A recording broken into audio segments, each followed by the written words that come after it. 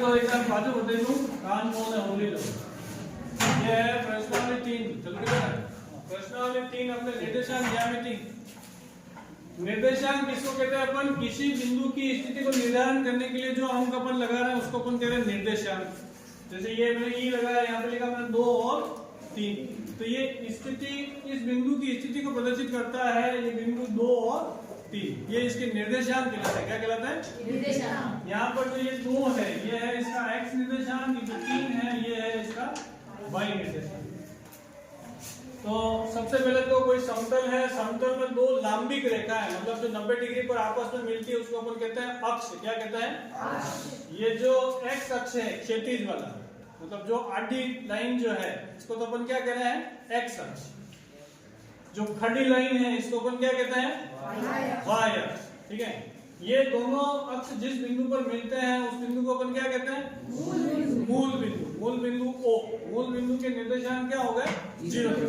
अब इस रेखा और इस मूल बिंदु के सापेक्ष अपन दूसरे बिंदु की स्थिति बताते हैं उसको अपन निर्देशांक ज्यामिति के अंतर्गत बताते हैं। x अक्ष पर स्थित कोई बिंदु इसी अक्ष पर, ये x अक्ष है, इधर ये प्लस का है, 0 के इधर ये प्लस की संख्या, 0 के इधर ये माइनस की संख्या और संख्या शुरू 0 से हो रही मतलब 0 के बाद में तो एरो 1, 0 के बाद में हटने का एरो माइनस। उल्टो नहीं लिखना है, संख्या होने हिसाब से लिखने। 0 के बाद 1 2 3 4 5, 0 के बाद -1 -2 -3 -4।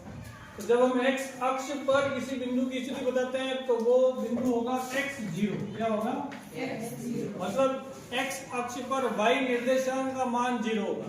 कोई बिंदु जैसे वहां पे लेना तो मैंने यूं लिखा x और y कोष्टक में। जब मैंने यो x है तो यो तो कहीं भी गयो x निर्देशांक, यो कहीं भी गयो y निर्देशांक। पहली x को लेना बचे y को लेना। तो यहाँ पर x अक्ष पर y निर्देशांक क्या होगा? 0। क्या होगा? 0। तो लिख भी अपन यो बिंदु लगाया आपके ऑटोमेटिक हो गई है 0। ये हो गया 3 0। इसी प्रकार से जैसे यहाँ पे मैंने इधर ये -5 0 लिख लिया तो -5 इसी x अक्ष पर स्थित तो y निर्देशांक क्या हो गया? 0। सेम इसी तरीके से y अक्ष पर x निर्देशांक क्या हो जाएगा? 0। जैसे यहाँ पे ये D बिंदु लिया तो पहले अपन क्या लिखेंगे? 0। फिर क्या लिखेंगे? माइनस। ये बिंदु इस अक्ष पर स्थित है। इसी प्रकार से यहाँ पे देखो बिंदु C 2 0 2 तो ये आ गया x निर्देशांक हो गया 0 और y निर्देशांक हो गया 2। क्या बात क्लियर है? अक्ष पर स्थित बिंदु की बात क्लियर है।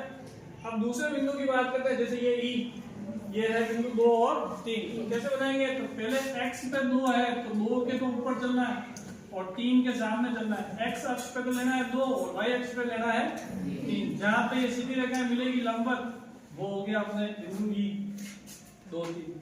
इसी तरीके से जैसे ये है बिंदु 5 -5 तो पहले कौन आ रहा है? x पे क्या है? प्लस का 5 तो ये प्लस का 5 ये रहा। y पे क्या है? माइनस का 5 तो ये माइनस का 5 ये रहा। भाई का इस -5 के सामने इधर +5 के सामने जिस बिंदु पर ये बिंदु मिलता है वो अपने ये बिंदु हो गया 5 -5। क्लियर है?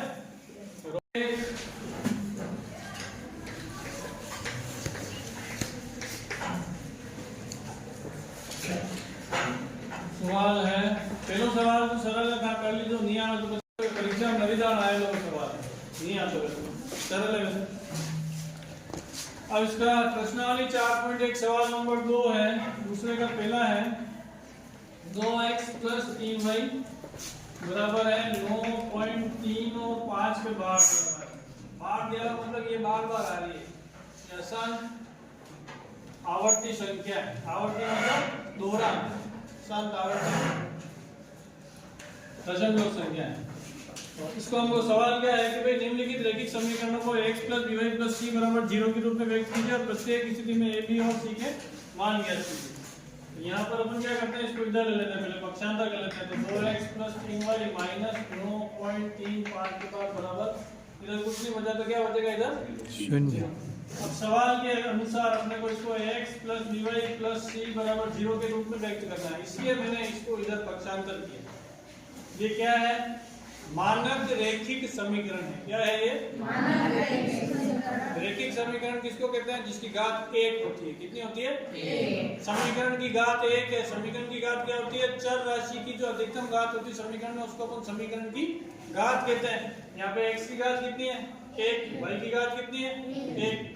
तो ये एक रैखिक समीकरण है। रैखिक समीकरण क्यों कहते हैं अपन, क्योंकि ये ग्राफ में जब अपन इसको बनाते हैं तो ये एक रेखा को व्यक्त करता है, इसलिए अपन इसको क्या कहते हैं, रैखिक समीकरण। यहाँ पे a जो है वो x का गुणांक है, b जो है वो y का गुणांक है, c जो है वो अचर पद है, मतलब इसमें कोई भी चर राशि नहीं, ये बराबर होगा नहीं, जीरो होगी। अगर क्लियर है? अब सिर्फ अपने को तुलना करके मान लिखने हैं।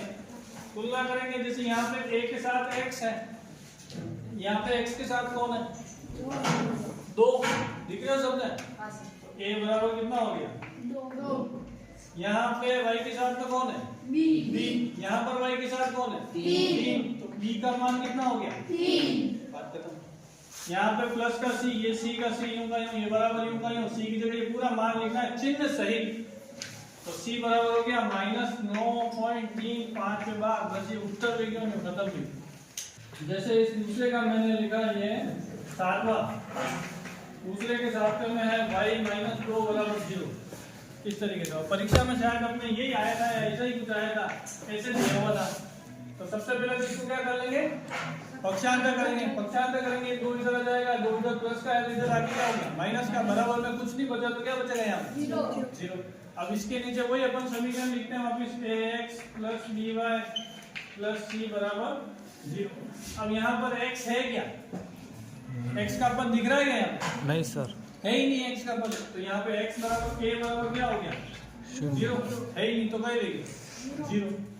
b का मान क्या हो गया यहाँ पे, जो y है b डला है, अरे y डला है कहीं है, कहीं नहीं दिख गया, कहीं नहीं है मतलब कहीं है 1, तो b का मान क्या हो गया और c का मान क्या हो गया -2। बस ये abc के मान हो गए। सरल सवाल।